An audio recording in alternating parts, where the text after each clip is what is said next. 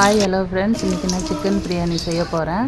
அதுக்கு சட்டி சூடானதும் பட்டை கிராம்பு ஏலக்காய்லாம் போட்டுக்கணும். தேவையான பொருள் நறுக்கி வச்சுருக்கேன். அரிசி ஊற வச்சுருக்கேன் 1/2 மணி நேரம் பாசுமதி ரைஸு. இப்போ பட்டை கிராம்பு தாளித்ததும் வெங்காயம் போட்டு தேவையான அளவு உப்பு போட்டு நல்லா வதக்கிக்கணும். இப்போது தக்காளி சேர்த்து நல்லா வதக்கிக்கலாம். பச்சை மிளகாய் 3 எடுத்துருக்கேன். காரத்துக்கு ஏற்ப நீங்களும் சேர்த்துக்கோங்க. புதினா மல்லி போட்டு நல்லா வதக்கிக்கணும். நான் 1/2 கிலோ சிக்கன் எடுத்துருக்கேன். அதுக்கு தேவையான அளவு இஞ்சி பூண்டு பேஸ்ட் போட்டு நல்லா வதக்கிக்கலாம். இப்போது பிரியாணி மசாலா 2 டேபிள் ஸ்பூன் போல் சேர்த்துக்கணும். தேவையான அளவு தயிர் சேர்த்துக்கணும். நான் 1 லெமன் புழிஞ்சு வச்சுருக்கேன், அதையும் சேர்த்துக்கலாம்.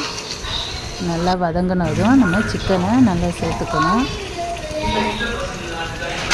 பாருங்கள் எவ்வளோ கிரேவி நல்லா இருக்குது பாருங்கள்.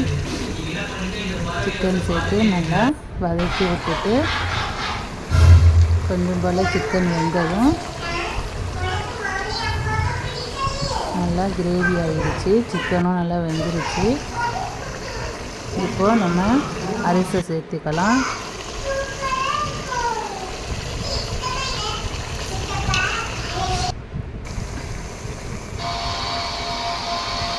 நம்ம எந்த பாத்திரத்தில் அரிசி எடுத்துக்கிறோமோ அந்த பாத்திரத்துக்கு 1க்கு 1.5 கப்பு தண்ணி ஊற்றிக்கணும். நான் இதால் தான் எடுத்திருக்கேன் அரிசி. இப்போ 1.5 கப்பு தண்ணி ஊற்றிட்டேன். மல்லித்தலை போட்டு நல்லா கொதிச்சிருச்சு. இப்போ அடுப்பை ஸ்லோ பண்ணி வச்சிடணும். இப்போ பிரியாணி தம் போடுற அளவுக்கு ரெடி ஆகிடுச்சு.